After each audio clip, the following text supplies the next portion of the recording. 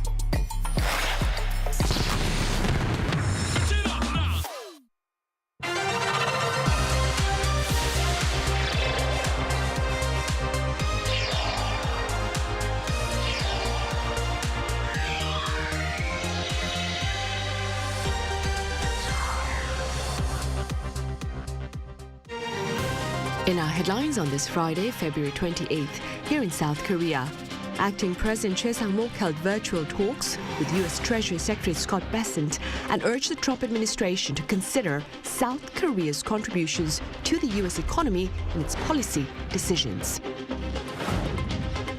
And in yet another display of defiance, North Korea earlier this week reportedly tested strategic cruise missiles, marking their fourth launch for the year and their second under the new Trump administration.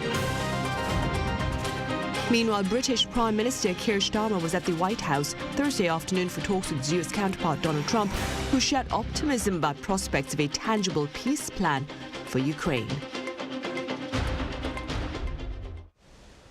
South Korea is stepping up its diplomatic efforts to safeguard its economic interests as the date for the fresh U.S. tariffs looms near. Our correspondent Moon Hae-ryun covers the latest initiatives. As U.S. President Donald Trump intensifies trade pressure on countries around the world, the South Korean government is seeking to make its case early to ensure Seoul's interests are considered. On Friday, Acting President and Deputy Prime Minister Choi Sang-mok held a virtual meeting with U.S. Treasury Secretary Scott Bessent, reaffirming the strength of the alliance and urging Washington to consider South Korea's contributions to the U.S. economy in its trade policy decisions. South Korean Trade Minister An Duk-gun also met with U.S. Commerce Secretary Howard Lutnick in Washington, D.C., where he formally requested an exemption from U.S. tariff measures. With South Korea currently lacking direct diplomatic engagement at the presidential level, this marked the first ministerial trade talks under Trump's second term. Under the U.S.-Korea Free Trade Agreement, most goods between the two countries are traded tariff-free. However, Trump's latest policy imposes a 25% tariff on steel and aluminium imports worldwide, impacting South Korea starting in March. The Trump administration has also hinted at tariffs on key South Korean exports, including cars and semiconductors, and reaffirmed South Korea's commitment to free trade and stressed the need for a stable investment environment, while Lutnick emphasized reducing America's trade deficit but gave no specifics on potential tariffs. Beyond trade, discussions on industrial cooperation saw a strong focus on shipbuilding and outlined Seoul's plans to form a government-wide task force to facilitate structured cooperation between the two countries, which was met with a positive response. Amid talks for partnerships in shipbuilding, Trump's nominee for the U.S. Navy Secretary specifically referenced Hanwha Group's investment in an American shipyard at his confirmation hearing, stressing the importance of attracting the South Korean shipbuilding firm's capital and technology to the U.S. 문혜련, Arirang News. Meanwhile, the 25% tariffs on all Canadian and Mexican imports into the U.S. market, earlier pledged by the Trump administration, will go into effect next Tuesday after a months-long postponement. Our Lee Seung-jae reports. Earlier this month, U.S. President Donald Trump put a pause on his plans to impose 25% tariffs on imports coming in from Canada and Mexico.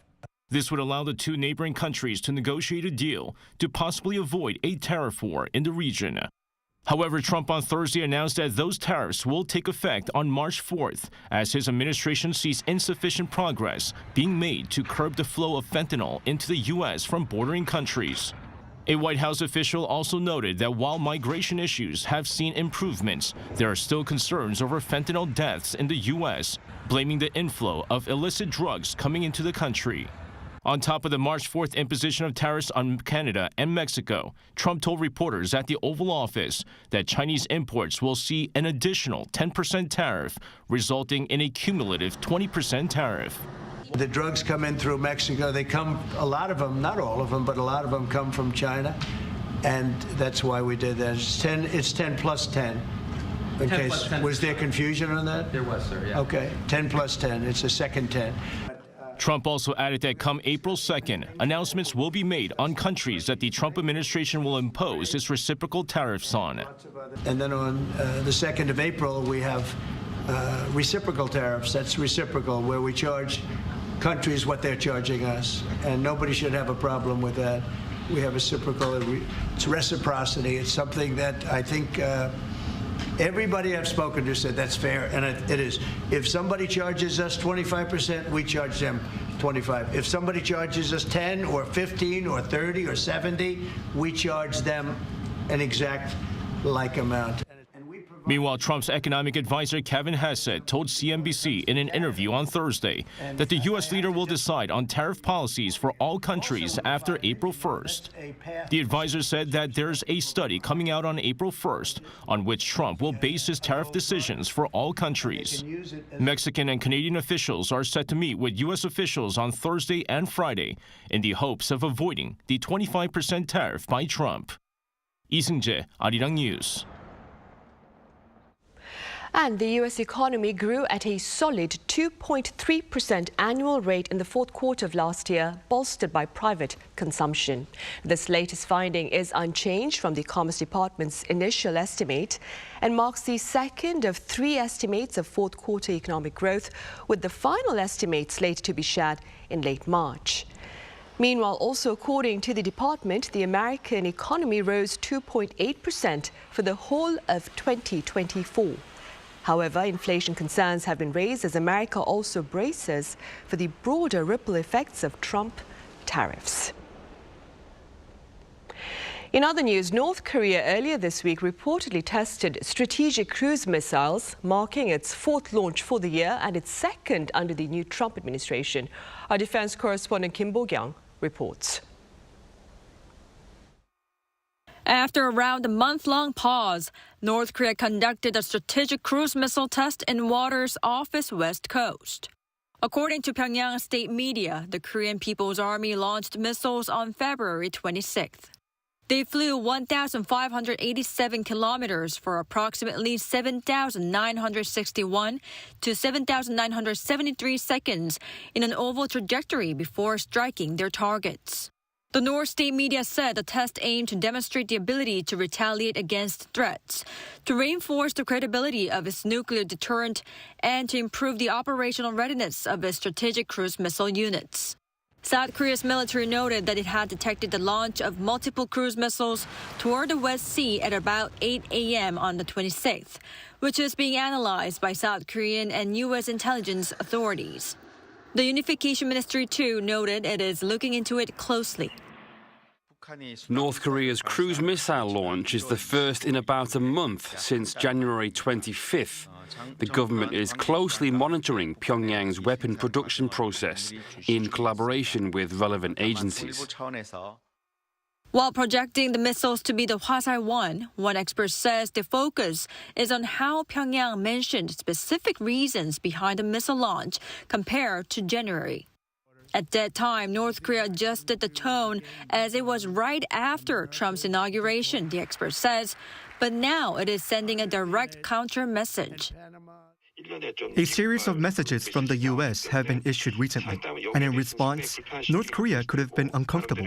To demonstrate a strong intent to counter this, it has deliberately given more details about its nuclear operations. Though missile launches could continue, in order not to provoke Washington, the same expert added that Pyongyang will likely avoid overly provocative missile tests. In order to manage the U.S., North Korea is likely to focus more on hypersonic missiles or strategic cruise missiles, which, while appearing less provocative than ICBMs or intermediate-range missiles, actually have higher strategic value. 김보경, Arirang News.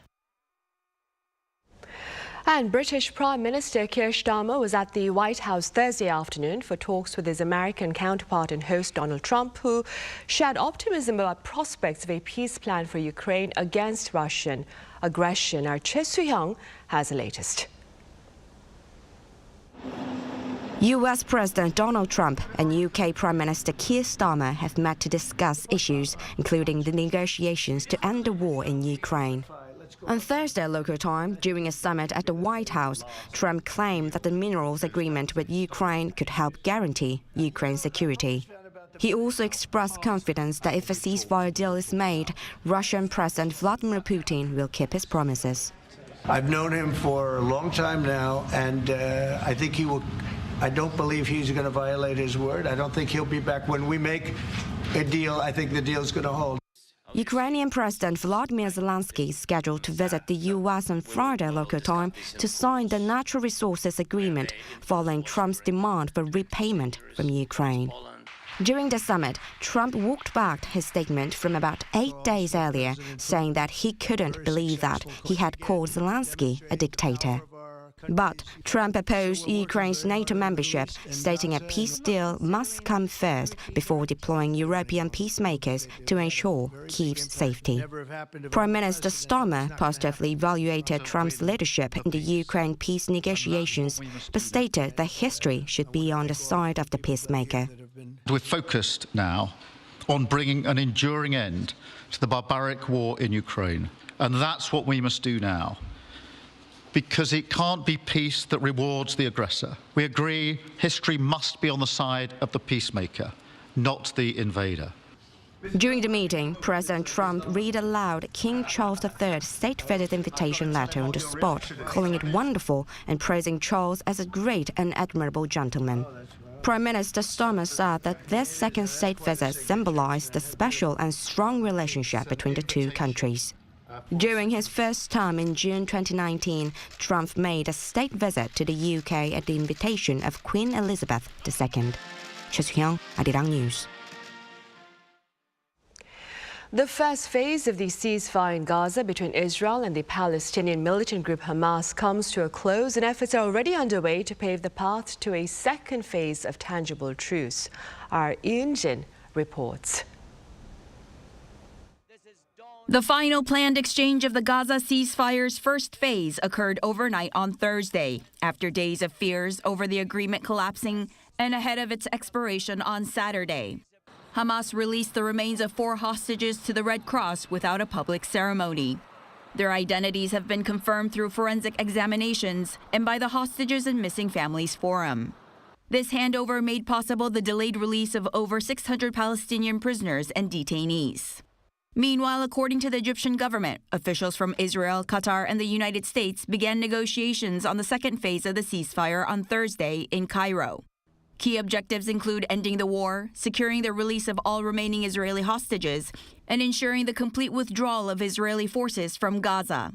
According to Israel, there are 59 remaining hostages, of which 24 are still believed to be alive.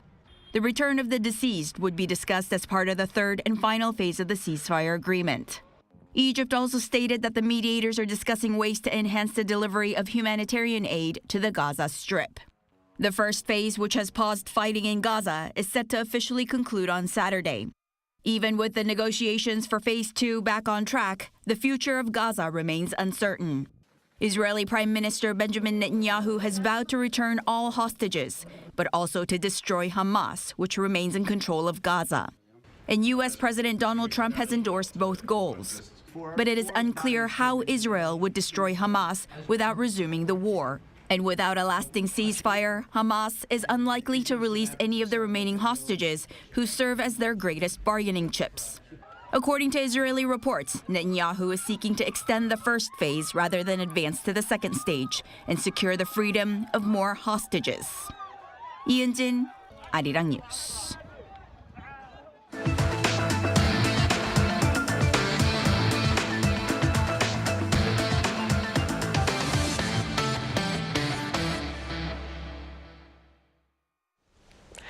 At the National Assembly today, the main opposition party held back from partaking in planned talks on state affairs with the government and ruling party amid fresh dispute over acting President Choi Sang-mok's failure to appoint Justice nominee Ma Eun-hyuk to the Constitutional Court. While announcing its decision, the opposition Democratic Party reiterated its call on Choi to promptly appoint Ma, given the recent court verdict that ruled Choi had violated the Constitution by refraining from appointing Ma. Meanwhile, both the acting president's office and the ruling People Power Party expressed their deep regret and emphasized the importance of joint discussions on people's livelihoods and the economy. National Assembly Speaker Woo Won-sik, for his part, called on the two sides to undertake their respective duties. The four-way talks were scheduled to start this Friday afternoon with pension reform on the agenda, among other matters. Sales of the Samsung Galaxy S25 series hit 1 million in 21 days. Company officials point out this is the shortest time frame as compared to the previous record set by the Galaxy Note 10 series, which hit the 1 million mark in 25 days back in the year 2019. Meanwhile, with regard to the reason behind the purchase of this later series, most consumers touched upon the new smartphone's performance. Korea has been hitting all the right notes in the classical music world, with stars like Im Yoon-chan and Cho Sung-jin taking the world stage. Now, the industry is setting the stage for a new generation of conductors to take the lead. Our culture correspondent Song Yoo-jin tells us how.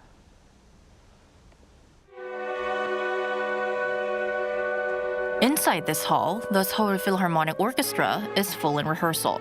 But today, a new face leads the podium, under the watchful eye of a familiar one, music director Jaap van Zweden. The orchestra has opened its doors to rising conductors through the 2025 SPO Jaap van Zweden Conducting Fellowship. Here, the baton isn't just passed, it's being earned. To be in front of an orchestra and be with them and work with them is a complete different experience than preparing this in a room when you are alone or just with a pianist. The 8 young conductors selected through an open audition work closely with Korea's top orchestra for 3 days.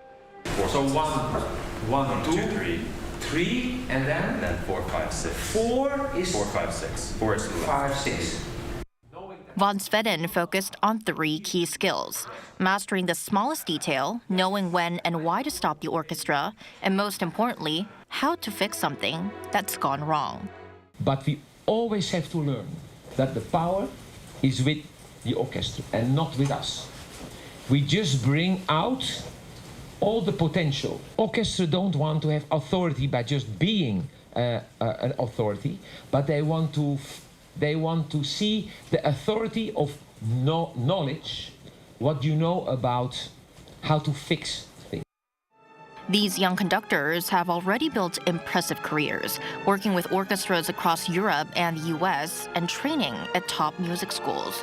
Yet they seize this chance to grow, because in music, as in life, there's always more to learn. It's really special that the maestro took the time to praise us. As young conductors, we need that encouragement. It gives us the confidence to push ourselves further. He doesn't overlook that. Most master classes last for just a day. This program is on a whole other level. We spent an entire week working closely with the music director and rehearsing with the orchestra. Opportunities like this are invaluable. It's a priceless lesson, freely given, where a legend hands down everything they know, shaping the maestros of tomorrow. 송유진, Arirang News.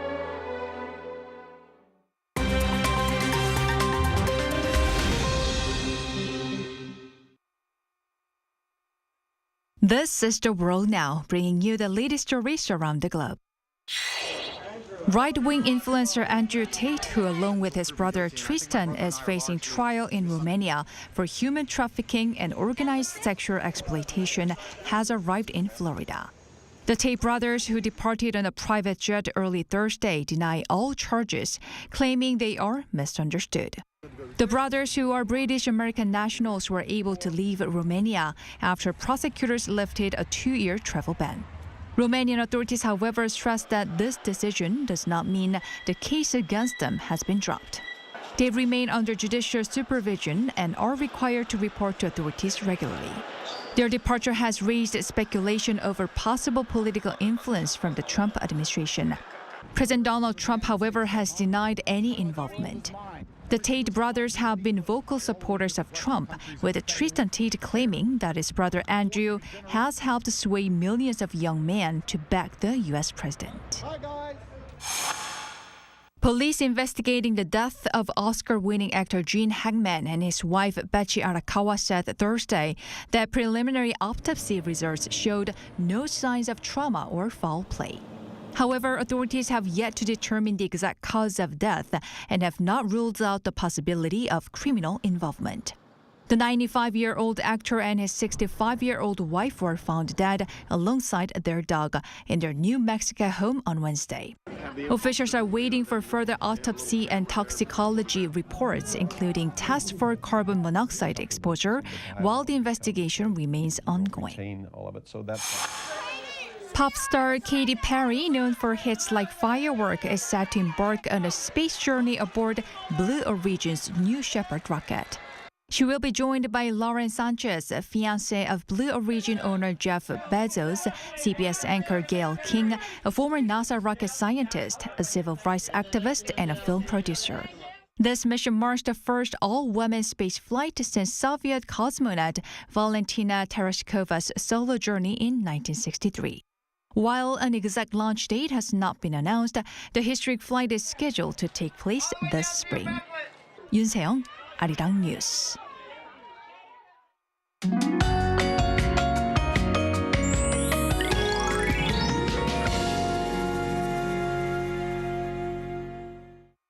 There will be no worries about the cold during the Samiljeol holiday, which starts tomorrow, but rain or snow is expected to fall across the country.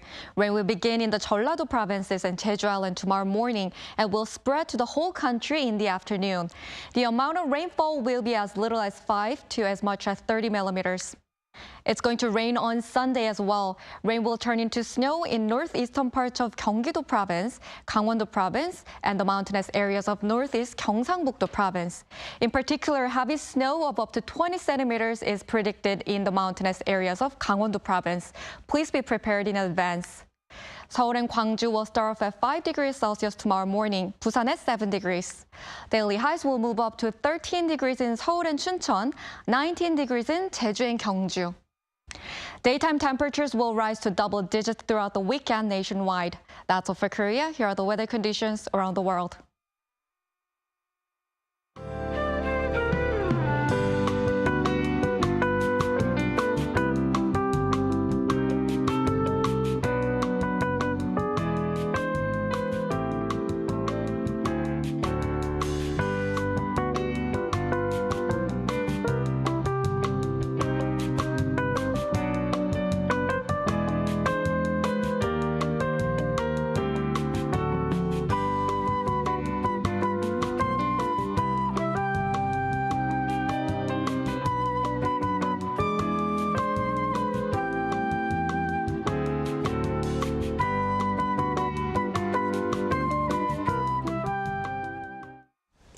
Those are the headlines at this hour here in South Korea. Thank you for watching.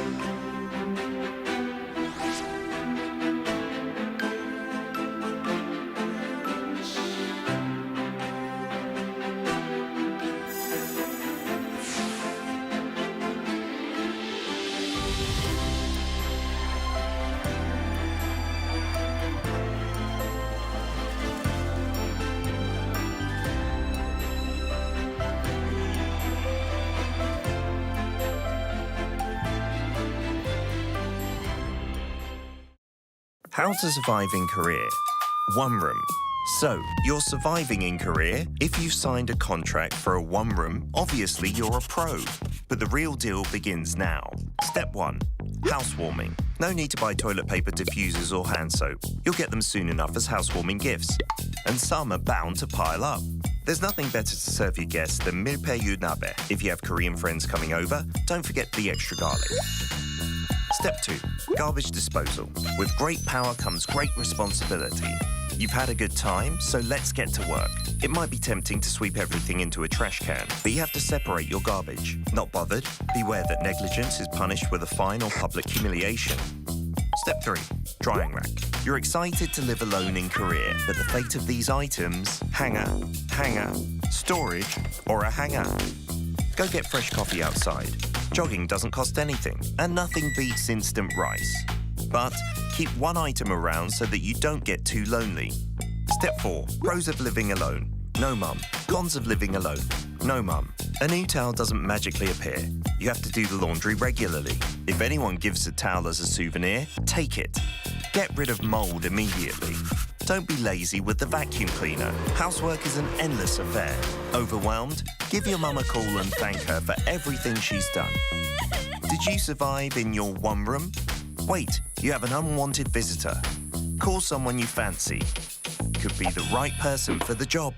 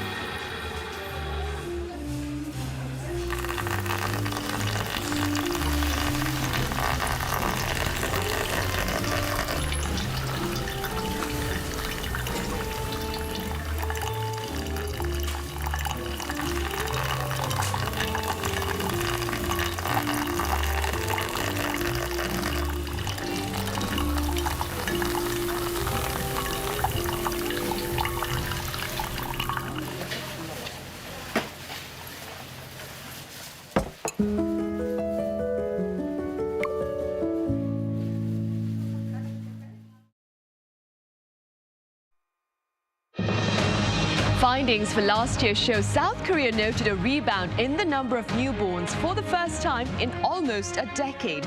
We've more on this reality on Press Perspective today.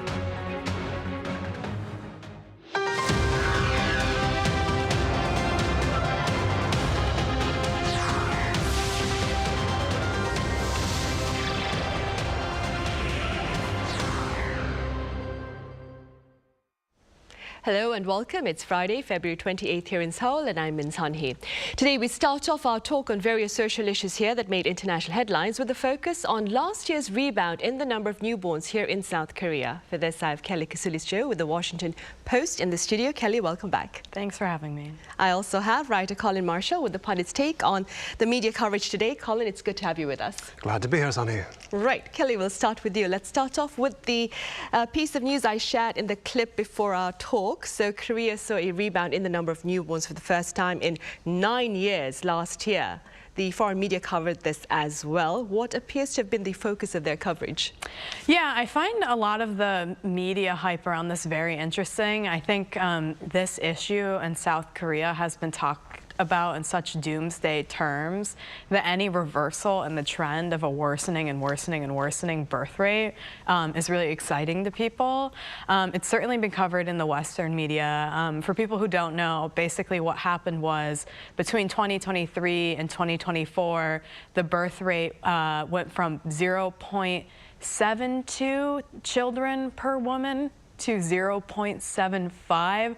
So we're still talking about South Korea having the lowest birth rate in the world by far, actually. And we're talking about a fraction of a person, I guess, if you want to think about it in that way.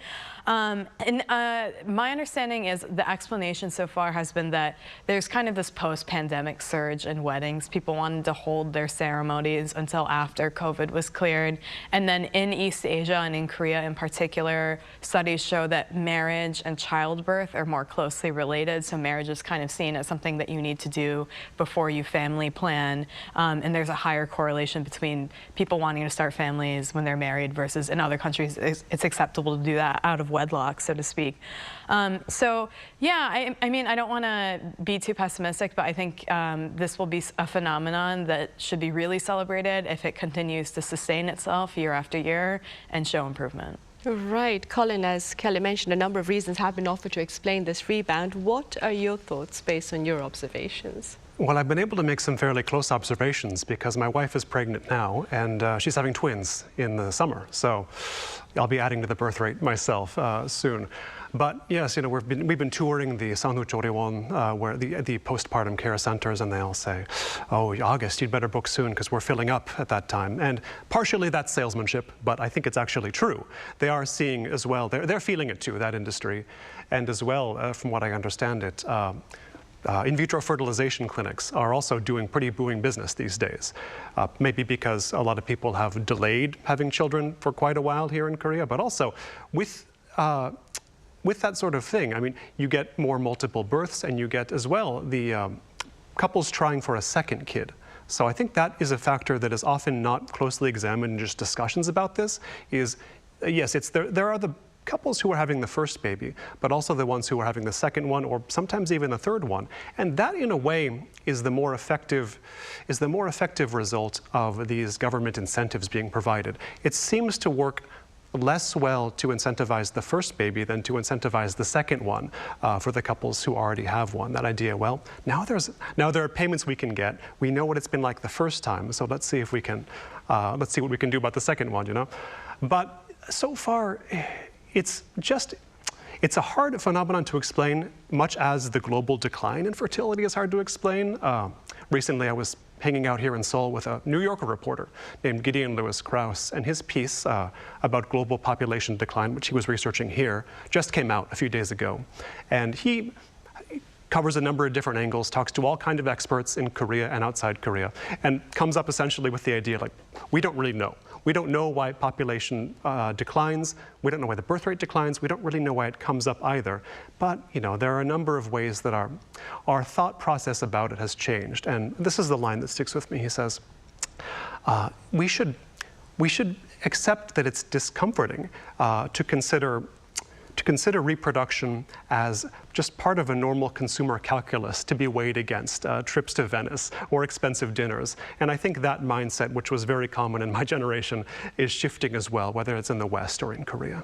Right. Kelly, as Colin mentioned, there are a number of government incentives aimed at encouraging couples to have children. And one British daily linked the rebound last year to such government incentives. For those of us who may not be aware of these incentives, could you tell us a bit about them and what are your thoughts regarding their effectiveness? Yeah, I'm always a little bit skeptical about the celebration of these government benefits as being a factor that could convince someone to become a parent if they're not already planning to, or if someone's on the fence. I frankly have reason to believe that they're just quite not generous enough to make that difference. So basically my understanding now, and I haven't written a piece about this in a couple of years, but a couple years back when I did, compared to what's been happening in 2024, it's gotten far more generous what the Korean government is willing to give families. During Yoon's administration, the Korean government actually, for the first time ever, established a ministry that is dedicated to the demographic crisis. That doesn't just mean the fertility rate. We also have, you know, a high elderly poverty rate in Korea as well. But what we're seeing is that in 2024, the average family that is having one child will be given in total about 29-point-something million won, almost 30 million won over the course of 8 years in cash benefits and subsidies. So that's pretty generous. I mean, that's almost a proper salary. The issue is that that's distributed over 8 years, right? And the rewards, from my understanding, are a little bit more generous if you have a second child, right? So we're encouraging people who are parents to have even more children. I know that there are some housing benefits that have been proposed and you know, piloted in the past where loans are cheaper for families that have children, or, you know, there are certain subsidies for things like formula, childcare. Parental leave has been increased as well, which is different than maternity leave. We're talking about an aggregate total number of months that you can take for things like your child getting sick or, you know, needing surgery abroad or having issues with schooling, things like that. So I do think that, I don't want to say any of this is bad. I think it's certainly good, and it puts Korea on the map. We often compare these things to Europe, where social benefits in many countries are far more generous. And this is certainly far more generous than what people in the United States are getting. For instance, you basically just get a tax write-off in a lot of parts of the U.S. if you have a kid. Granted, their birth rate is about 1.66, where here it's 0.75. But, you know, as I mentioned, I haven't done a piece on this in years, but a couple of years ago, when some of these cash benefits were first being piloted and floated in Seoul, I did speak to Korean parents, and they said it's certainly helpful, but it's just not enough to make them want to have a kid. If you're already deciding that this is a sacrifice or a choice that you want to make, it helps to have a couple $100 extra every month. But it's not enough. If you feel like you can't afford it, you're not going to afford it because of those government benefits, if that makes sense. Right. So apart from hopes for potentially greater government benefits here similar to those in Europe then, Colin, this is the million-dollar question. How can Korea work to ensure this rebound in newborns last year is not simply a one-time phenomenon? I'm not sure it's something the state itself can do, but one way that it could continue, or one way that this bump in the birth rate could build upon itself, is if it results in simply more families or more young children being just seen around. A lot of the problem with falling birth rates in Korea or in other countries is that people of reproductive age often just don't see any young children around them. They don't see families forming around them, so it doesn't seem normal. And social media plays a part, of course, depending on what you're seeing when you scroll Instagram or what it may be. If it's all your friends and acquaintances just eating expensive dinners and dragging their roller bags through foreign airports, you're going to feel like, oh, that's what you do. I mean, it's natural. You see people like you doing these things, you're going to feel like you should do them. I mean, we're human beings. And if you see them having families instead, you'll probably feel more inclined, though not necessarily convinced to do it, but it'll seem normal. And a lot of it is what seems normal. And one problem in Korea that I mentioned, Gideon Lewis Krause's article, is about how just people in their 20s and 30s in Korea stopped seeing having families as normal. They stopped seeing it as the default. And so if it's not the default, well, boy, what should I do instead, right? So again, government programs, what government programs can do, I mean, that's limited. And for us as well, the payments were not the deciding factor in choosing to have children, but they don't hurt, certainly. But I would say it's more of a, this is more about how the social environment around people changes and just what do they see, what do they feel around them, what seems normal to them. If there are kids around them, if their life is a no-kid zone, they're not going to feel like having kids. If it is a yes-kid zone, more will. Right. Meanwhile, Kelly, the Washington Post recently carried a very interesting article about a Nobel Prize winner who decoded the reason why people were choosing not to have children. Could you tell us a bit about this particular coverage and your takeaway from it? Yeah, that was actually one of the most interesting pieces I've read about this issue in a long time. It was an opinion piece looking at Claudia Goodwin's research, which is basically looking at the global fertility rate and its decline through the lens of macroeconomics. She theorized, after doing a lot of research about various countries around the world where we're seeing an extreme decline, a mid-rate decline, and also increasing birth rate, about what's going on here. And she suggests that basically there are two big factors that play into this. One is how quickly women entered the workforce in a given country after World War II, and the other is how quickly men sort of socially caught up and realized that they should be helping out with the home, housework, the children, if their significant other, who is a woman, is working. And so what we see is in South Korea, for instance, where the fertility rate is the lowest, women have some of the highest number of extra work hours that they're putting in the home over their husbands. And women here often work, right? It's just like the United States. Same for Japan and Italy, Portugal as well, I believe. And she also mentioned that there's a big difference between countries where the birth rate is extremely low, like South Korea, and some other countries where it's lower than ideal. And the factor that kind of separates those two nations is how quickly that country develops. So South Korea is famous, right, for economically developing at like a lightning speed rate. We often look at the miracle of the Han River and its post-war development after the Korean War as this big celebration of Korea turning itself around and building a legacy as a major economy. But what we also see is that Korean women entered the workforce and maybe the family unit did not catch up culturally as much. And we talk about this anecdotally all the time in discussions about the birth rate in Korea. A lot of women just don't seem to see the point in having a child or a family or getting married anymore, because for them it feels like signing up for extra labor when they're already making their incomes and dealing with financial responsibilities that maybe they didn't have a generation or two before, when, you know, women were more okay with staying in the home and relying on a man. Right, and talking about men helping out women at home, findings for last year, Colin, show that the number of men here in the country taking childcare leave soared past 30% for the first time. What do you suppose the broader implications of this finding for the Korean society? Yes, the rate of paternity leave taking has increased, and also the amount that is the maximum has been increased, as I understand it. It used to be 10 days maximum. Now it's 20 days, which by the standards of certain other countries is still not that much. For some men, I think it seems trivial enough. It's like, why would I take it and disrupt my relationship with the office? It's not like it's 3 months or 6 months like in Sweden. And here in Korea, I remember this burst of articles a few years ago about Swedish paternity leave. And this was the coinage of a new Korean loan word, I guess we should say, latte papa, or latte papa, which is not linguistically Swedish, but a word that comes from Sweden. And that is the word they use there to mean a father on paternity leave who can be seen drinking a latte out of a paper cup while wheeling the baby carriage around. And in Sweden, it's a neutral term, maybe a positive term. But here, it has taken on a bit of a harsh edge. Some use it derogatorily. So, just, you know, he's a latte papa. He's just... The implication for some being that he's just using his paternity leave to hang out. He's not doing anything important. He's just taking time off, effectively.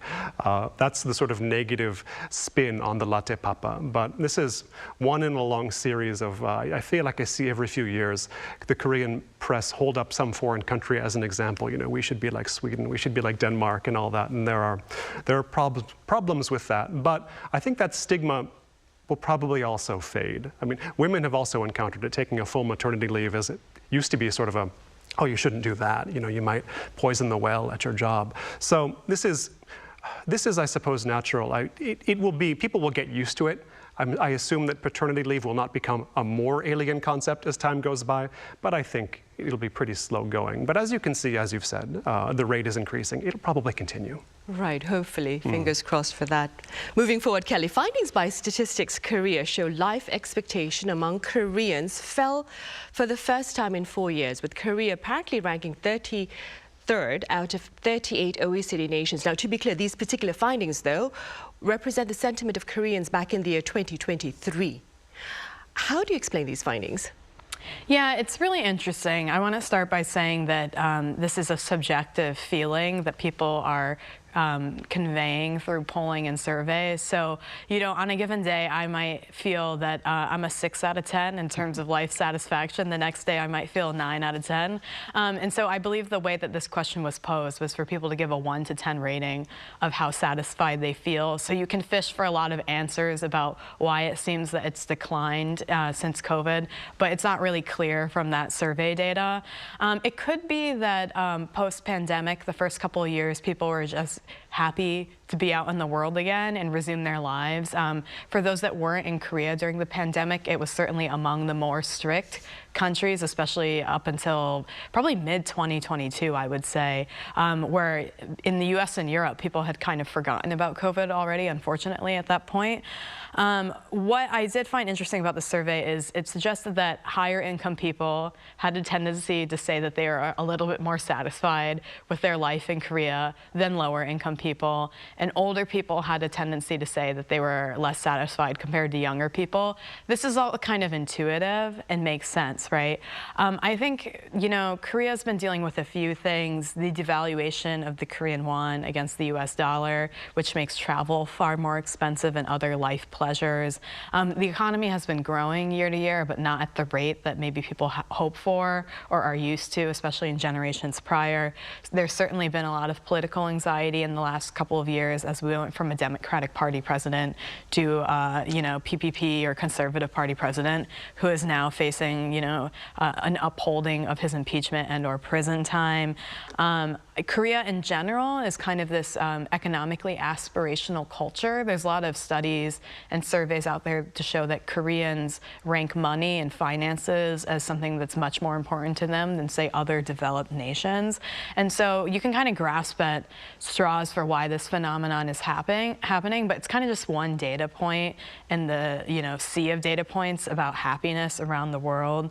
The other thing that I pointed out was that the suicide rate has gone up a little bit recently. Unfortunately, South Korea is known as one of the highest suicide rates in the modern developed world, and that is a chronic issue that this country is dealing with.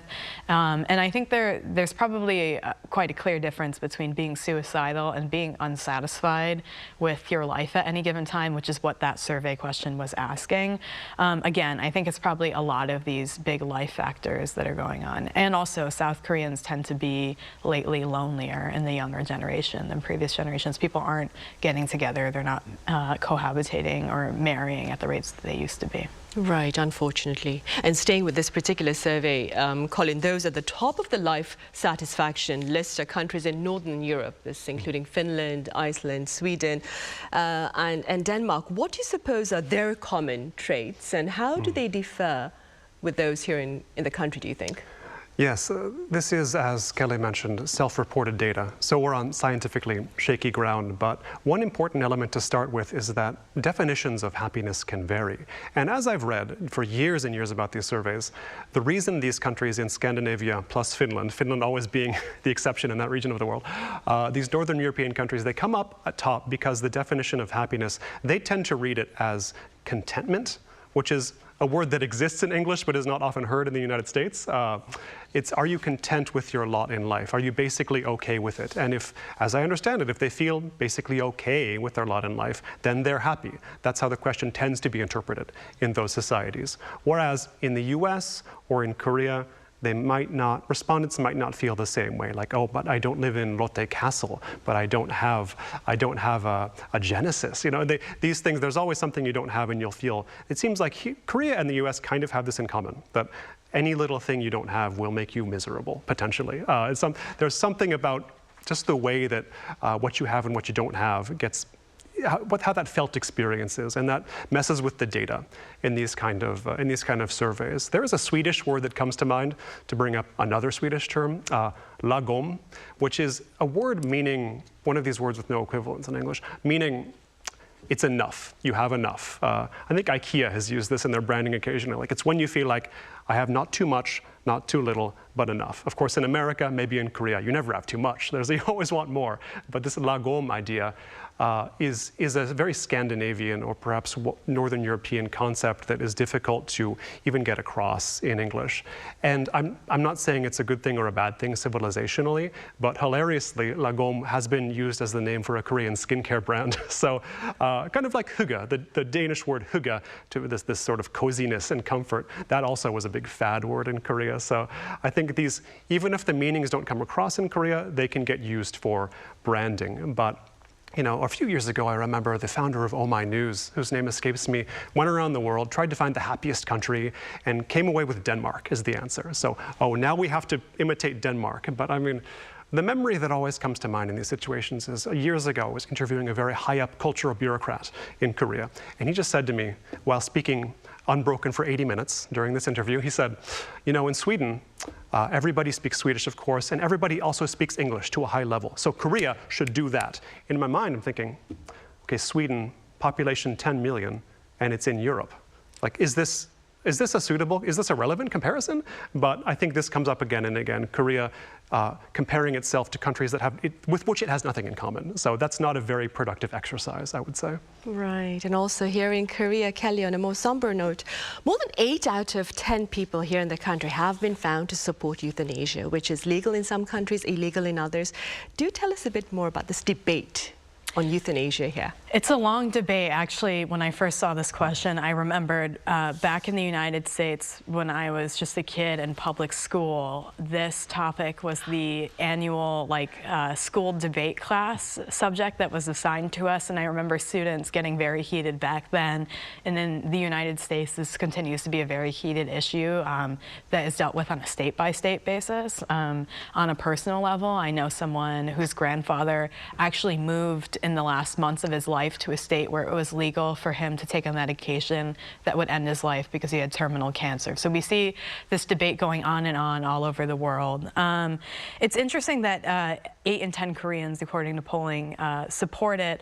When you talk about the subject, it's very emotional for a lot of people, and the terminology around it is a source of controversy and debate. So some people say euthanasia, some people say physician-assisted suicide, medical aid, and dying. And in the legal context or like the advocacy context, there are small differences between all of those terms. But we're basically talking about the ending someone's life for the sake of limiting their suffering or their physical pain, and it usually involves another person either administering that end-of-life care or giving them what they need to self-administer it. The arguments for and against it are, a tale as old as time. And in the against it category, I think in Christian factions and religious factions in particular, there's always the argument that you are allowing people to play God, or states to play God, physicians to play God, and who are we as people to interfere with the natural course of life? People who argue with that side say, you don't know what it's like to see someone suffering and essentially waiting for their body to give out while they're in extreme pain, and I can empathize with that. There's also arguments that it's a slippery slope. There could be an abuse of power situation where someone is making it look like some kind of physician-assisted suicide, and it's not. There might be consent issues.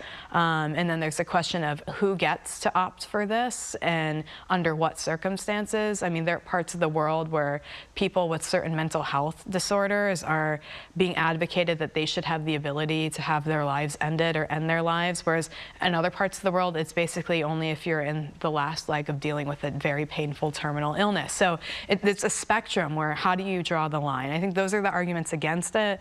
The arguments for it is that it limits pain and suffering. It gives people maybe some semblance of a sense of agency when life has dealt them very unfair cards. It's already hard enough being sick, not being able to choose how your life ends and when. Some people would say is kind of a matter of losing dignity in that situation and choice.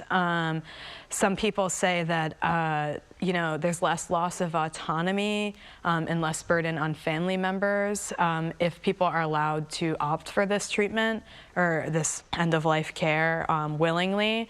I wanted to point out, I saw some statistics from the 2022 physician-assisted suicide program in Oregon, and the most frequently reported end-of-life concerns were people felt that they were no longer able to enjoy their life the way that they could before they got sick. They were worried about a loss of bodily functions or autonomy, a loss of dignity, burdening their family members when they're no longer able to care for themselves, and inadequate pain control near the end of their life. So they were worried about basically, you know, suffering in a hospital, not getting the right pain regimen, and then maybe not even being able to speak and advocate for themselves. So yeah, this is a debate that will continue on. We'll see what Korea does. I'm sure it is. And like you mentioned, it was an essay topic for me as well when I was back in school. That was decades ago. We still have no answer. Kelly, as always, thank you so much for your time and your thoughts today. And Colin, I hope you had a lagum discussion today. Have a great weekend. All right, well, on that note, we say goodbye. Have a great weekend. See you next week.